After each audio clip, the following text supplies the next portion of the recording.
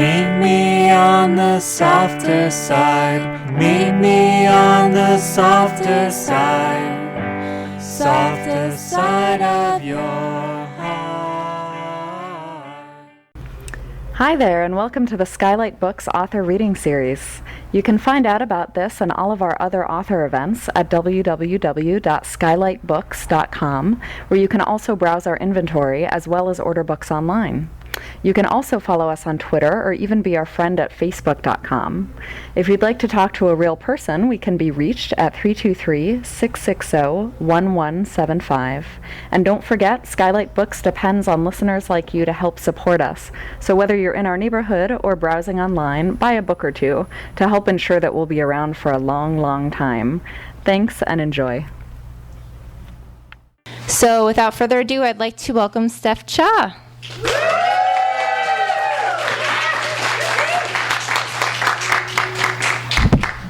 Hi everyone, thanks for coming.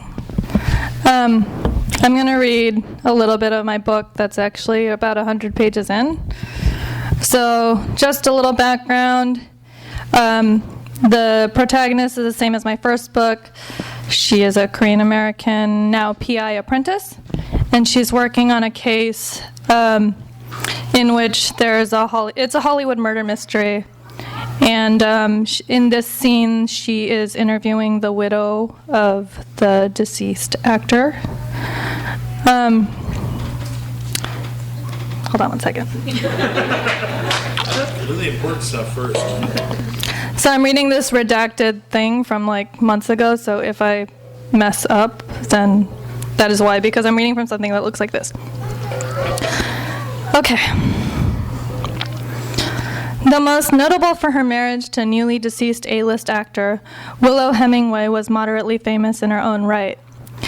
At 30, she had a long career behind her. She started out as a teen model, then acted in soaps, picking up minor spots on sitcoms and crime shows here and there.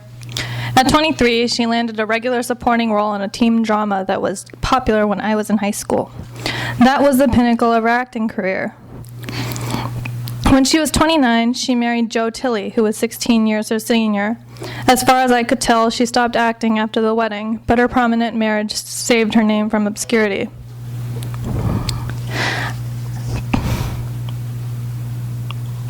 I can't figure out what I was trying to tell myself to do with this. Okay. I rang the doorbell, and after a minute, I heard the muffled metal sound of a turning lock. The door opened just enough to let me know it could be pushed, not a crack of visibility for the photographers waiting outside. Hemingway was waiting 10 feet inside, watching me with a dull curiosity in her eyes. "You're Jamie's friend," she said, her voice flat and raspy. I nodded and tried not to stare. So a little background, she's now representing the person who is the prime suspect in this murder. She was a beautiful woman, blonde of course, with the kind of wide blue eyes that occupied billboards across the world. I might have seen her face in a magazine when I was young and felt ugly and inadequate with my small, dun eyes, my dark, lank hair. At this moment, her looks were compromised, though not by much. Her skin was stretched and her eyes shot red with the residues of an angry cry. A black silk robe hung rumpled on her fragile frame. "Come in," she said, and led me out of the foyer. The house was magnificent and overstated, far enough over the top to veer back toward tasteless. Every piece of wall displayed either some tapestry or painting or mounted pottery or a framed portrait of Joe or Willow. The number of these was astonishing. I followed her to a living room where she installed herself on an oversized couch draped in brocade. She indicated the other side with a panning motion, and I sat down. "Who are you supposed to be exactly?" she said, the question delivered without rising intonation. "You talked to Jamie, right? He said you were working for him and that I should see you to help him, but why?" "Jamie's the..." I closed my eyes and my mouth and started again. "What have you been told about your husband's death, Miss Hemingway?" "Just call me Willow, please." "Any relation, by the way?" "To Papa?" She floated a smile that was meant to be ambiguous. "There's some relation, but it isn't clear where." "So, what have you been told?"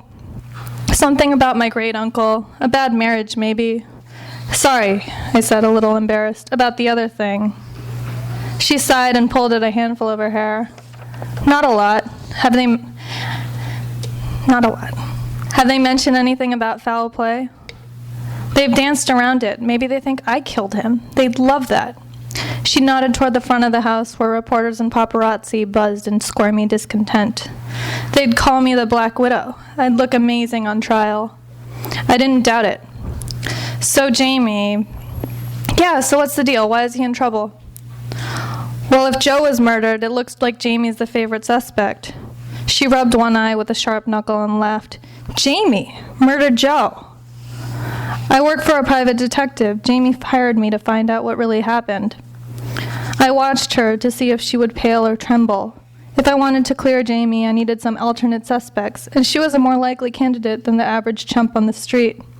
She didn't flinch, though it occurred to me, almost reflexively, that she was an actress. Poor Jamie, she said. I'm sure he appreciates you seeing me, as do I said. It must be a tough time for you. I paused and tried to sound sincere, even though the feeling was there. I'm sorry for your loss.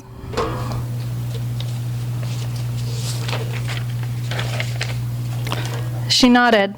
It's been hard. Joe was an asshole, but he was still my husband. If someone really killed him, though, I'm sure he had a good reason. I wonder what he did this time. A cigarette appeared out of some fold in her robe, and she lit it up with a silver lighter. Did he have any enemies, I asked. Oh, ton, I'm sure. Any you know by name? She narrowed her eyes.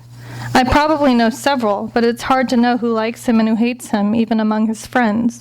She used air quotes there and rolled her eyes. Comes with being famous, I guess. People hang around even if they wish you'd fall off a roof or fade away. Joe had lots of these friends?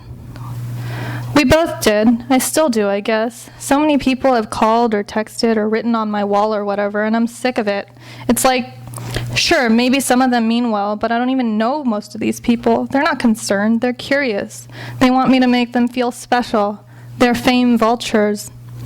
I nodded and listened as she complained about her fame. She wanted me to know that she suffered, and there was a certain relish in her voice as she listed these woes. The party at the Roosevelt Thursday night, I asked. Were you there? Of course not. Joe didn't believe in inviting his wife to parties. She sighed heavily. Sometimes I wonder why he bothered to marry me. How did you meet? We worked together on Hot Air. She smirked. Have you seen it? No, sorry, I haven't. Terrible movie. Even I know that. Anyway, I played his sidekick. We got terrible reviews. People said we had no chemistry. She laughed bitterly, and I could picture her reading online message boards and getting very angry. But we were great together off screen. Joe romanced me, really did his best to sweep me off my feet. I was so flattered I fell in love with him. We got married after 4 months. It's clear enough that the honeymoon didn't last, but I let her tell the rest of the story. He was wonderful those first months. I've read the tabloids. I know what people say about me, but I was so in love with him. I hadn't been in love like that since I was in high school. A film of tears formed over her dry red eyes. I'm sorry, I said. No. She sniffled and tilted her head to catch the one tear big enough to roll out, a wet bead that dispersed on a red fingernail. I'm glad we had that at least. I'll try to remember at least that. I nodded. The night he proposed, he had this party at his house with like 30 of his friends. We hadn't been dating that long, so I hadn't met a lot of them, and I was just starstruck. She cataloged the guest list, and I recognized most of the names. And they knew who I was, and it was just incredible. Then Joe opened this incredible champagne, and with everyone looking, he gave this incredible speech and got down on one knee. I didn't stand a chance. That sounds special, I said. Did you know it was coming? Not at all. I mean, it was stupid of me to say yes, but you know, George Clooney was there. I'll never forget that night. No matter what he did after, Joe got that right. I tried to picture a room filled with faces from movies, and I had to admit I couldn't claim immunity to the disorienting vapors of fame. Talking to Joe Tilley's widow about her A-list dream life injected me with some strange, heady sense of self-importance. I didn't like it. So what happened after that? We got married, and again, everyone was there. You can see my wedding photos if you look online. Some photog must have wedged himself in the bushes. We were trying to be discreet, you know? Anyway, after the honeymoon, we stayed in a castle in Bordeaux. After the honeymoon, things started going south. She frowned and her shoulders slumped in a crumbling way that said she'd had a drink or two since morning. There was this one night. We got in a fight because he flirted with the waitress while we were at dinner. He said I was being crazy, but he touched her hip. The far hip, so like his arm had to go across her back. That in front of your new wife. That is crazy. Ugh, sorry, this wasn't the point. She dropped her head and raised her eyes, staring at a blown-up photograph of Joe hung up on the opposite wall. It was a good portrait, a close-up of his head and shoulders, taken when he was in his 20s.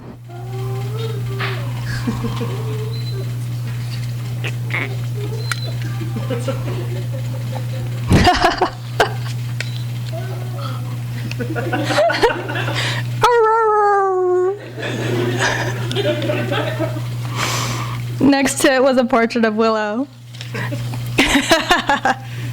And motionless, silent, side by side on this wall. Husband and wife were the same age, and suspended in that false dimension, they made a gorgeous couple.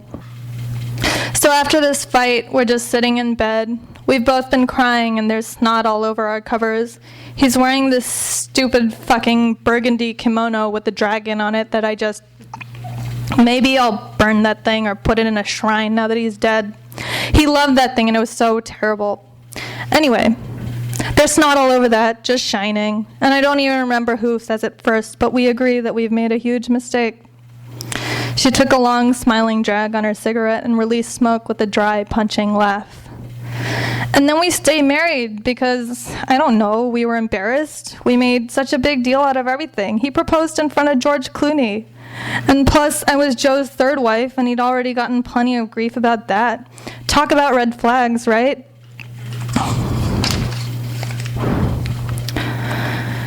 I sat quietly as she recounted her and Joe's tabloid life, her blue eyes probing mine whenever she dropped a full name. I was starting to get restless, and at a logical pause in the interview, I commented neutrally on a painting on the wall.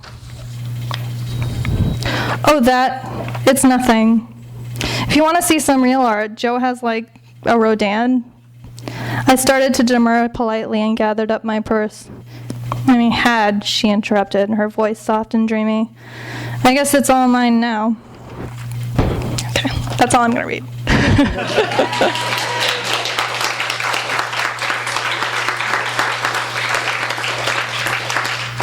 Does anyone have any questions? I'm better at this part, I swear. I should have planted somebody. Yeah, Don. So I think you made a good choice by the tone of this. It's the same character, but it's a really different book, a different style. You've really kind of started to hone in on your own personal style. Can you talk about what you went through to do that, or was that conscious, or? Yeah, I can definitely talk about that. He asked about kind of my personal style coming out a little more in this book. I think the thing is, with the first book, for those of you who read it, it was an amateur detective novel. And I had a crutch, which worked for me, and which was kind of the way that we sold the novel, which is that I had an amateur detective who was really into Raymond Chandler. I am really into Raymond Chandler, and this kind of worked as a what would Chandler do motif. And it was a relief to abandon that for the second book because I liked it, but it would have been tedious to continue. And so for this book, I was able to actually give her a job, which she didn't really have in the first book. And I was able to give her a reason to be in certain places at certain times. And that allowed me to kind of say what I wanted to say without worrying about why she was even there in the first place. So it was really freeing in that respect. And I think going forward, I might try doing more of the established PI thing, because it's really hard to explain why somebody would be in a place where they're in danger without that in place. And it's very freeing to have an actual reason, because then you can deal with the other things that happen.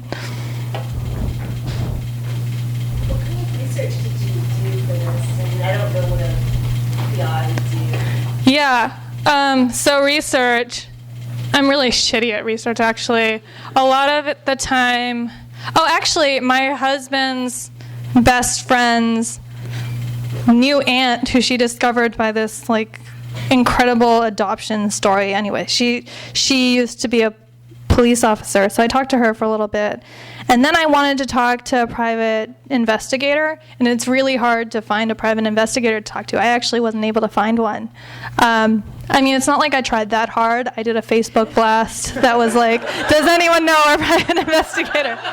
And no one knew a private investigator. So I decided, yeah.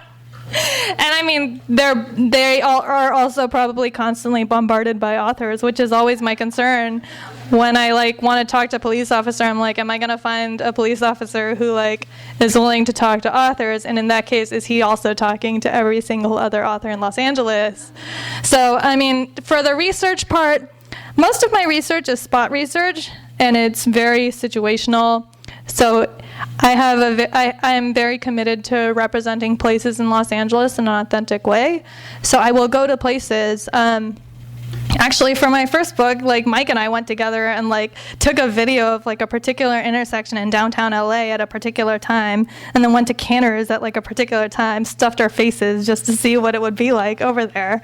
But yeah, so it's if I have a need for a knowledge of what a particular place looks like at a particular time, I will do that. I think if anyone wants to go to the Spearmint Rhino in Torrance in the next couple months at 1 o'clock on a weekday, I probably need someone to go with me there. But yeah, I mean, it's that's the kind of research that I do. I mean, I admire authors who research deeply, and I think I need to learn that skill. It's not one that I've acquired yet. Actually, I'm reading Kim Fay's novel right now, and it takes place in 1920s Cambodia and Saigon and Shanghai, and it's very deeply researched. I haven't been able to do anything like that yet, and it's a thing. I'm also currently reviewing a book on current present day Detroit, written by a South African author who just clearly spent a lot of time there and talked to a lot of people who live there, and I haven't gotten there yet. I'm not paid enough to do that yet. You kind of touched on it already, but in the first book, the city of Los Angeles was an important part of the book, and it's almost like a supporting character. Does that carry over to the second book, and how important or significant was it for you to kind of highlight? Yeah, so City of Los Angeles is a character in my fiction. That's going to be a constant no matter what I write, whether or not it's detective fiction. I think that strong sense of place is important to any. I think city as character has a particular reputation within crime fiction, but there's no reason that has to be. I think any fiction benefits from having a strong place of setting, a strong sense of setting. So this book deals with Hollywood and violence against women of color, and kind of without giving too much away, that's mainly what it's about. And I position everybody in specific places, and I do a lot of the same getting to places within LA, going to different parts of it, and kind of exploring what that means. And I think I'll always do that. I think whatever I do in my career, I'll always want to write about LA, and particularly Korean Americans in LA. I don't think that's really going to change.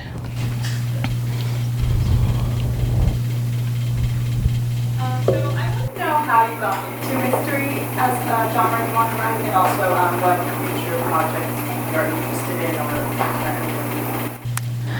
So how I got into mystery is that I took a class in my freshman year of college called American Detective Fiction, and it was awesome. We read, we read Hammett and Chandler, we read Poe, we read Rear Window, and then we actually watched some of these movies, and it was just an awesome class. And I remember thinking, Chandler was my favorite.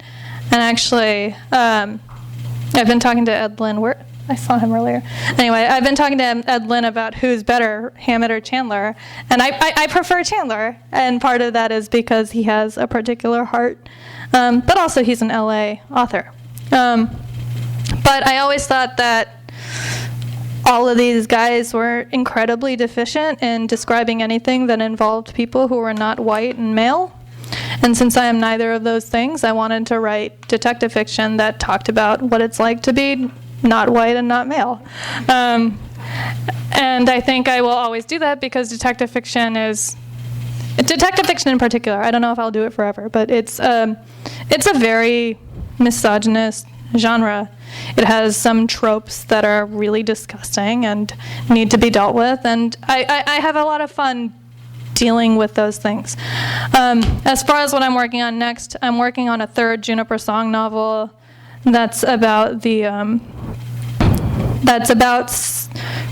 pregnancy surrogacy and the Armenian genocide. Those are the two broad themes, and I'm working on that pretty much whenever I'm not doing something else, which is all the time. And then after that, I might do another standalone crime-ish thing. But and I have a literary novel that hasn't changed at all in like 2 years. So one day, maybe. I'm curious about what it's like to write the same character for 2 and now 3 novels on the third. Do you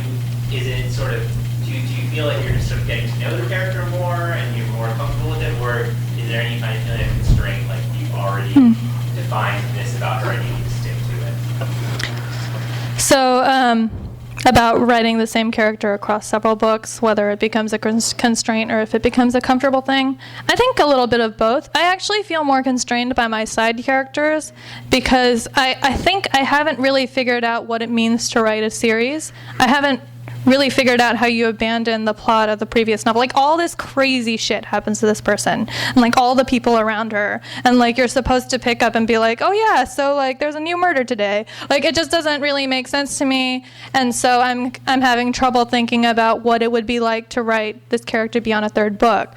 But it is comfortable in the sense that I do know this character. Like, I'm very comfortable with her inner monologue. I kind of know how she'll react to things at this point. Like, I know her almost as well as I know my dog. Like, I kind of get how you put her in a situation and she'll react in a certain way. And that's nice. And I think she's a good character. I mean, I like her. The danger, obviously, for if I want to do another Korean American sleuth is that readers will know the difference, because sometimes there can be 2 Korean American women and they can be different from each other. But, like, that's difficult. But, yeah, so those are kind of my challenges with Juniper Song. But I like her. I'd like to stick with her, but, we'll see what else happens. Are you going to do a follow-up to your ice cream articles? Oh, my ice cream article. So, for those of you who don't know me, like, at all, I write, like, random food shit for the LA Times. It's, like, really random. But I did an ice cream roundup of, like, my 12 favorite ice cream places in LA.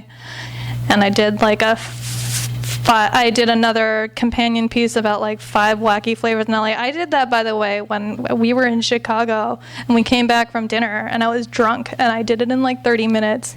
And it paid $75, so like probably commensurate. But yeah, I mean, I'm not doing a follow-up to that. I am doing a scouting report of a pepping soup place. That's like my next thing for them. And I'm working on a sea urchin roundup.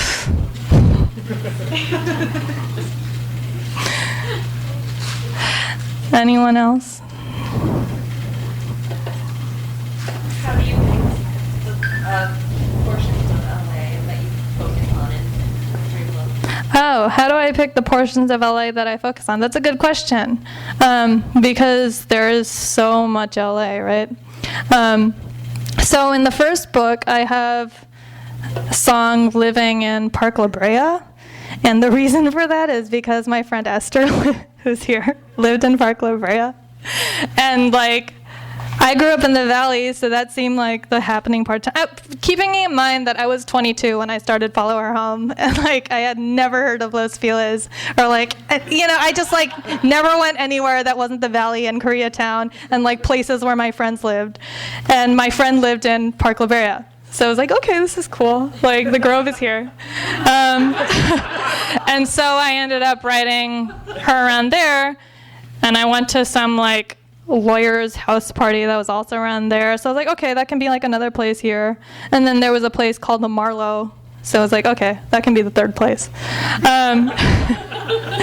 In this one, in Beware Beware, I put her in Echo Park because it's a little closer to where I live. And also I had a friend who is living at this apartment that was advertised as looking over the Echo Park Lake. And the Echo Park Lake was just closed. And they didn't disclose that in the Craigslist. But she figured it out. And so I thought this was just really funny. So I was like, oh, I can put her there. And then while I was writing it, of course, the Echo Park Lake opened again. But I incorporated that too. So it's all, I mean, a lot of this stuff is half planned, half like, oh, what's going on now? So I think of like things. Today I started a scene that takes place in Century City because I haven't done Century City yet. And I think it would be fun to write like 200 words about how shitty Century City is. So it's a lot of that. My husband works there. He complains about the commute every day. He wants us to move. Anyone else?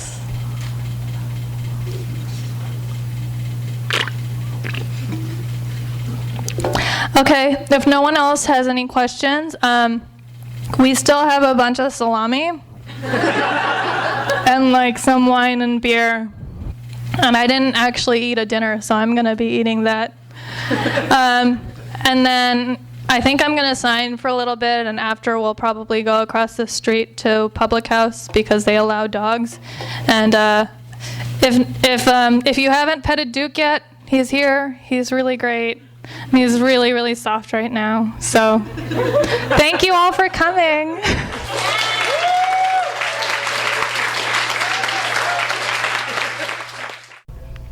You've been listening to the Skylight Books Author Reading Series. Don't forget that you can check out this and all of our other great podcasts at www.skylightbooks.com. Today's music was provided by Fragile Gang. You can check them out at MySpace, Facebook, and the iTunes Music Store. Thanks for stopping by, and we hope to see you soon.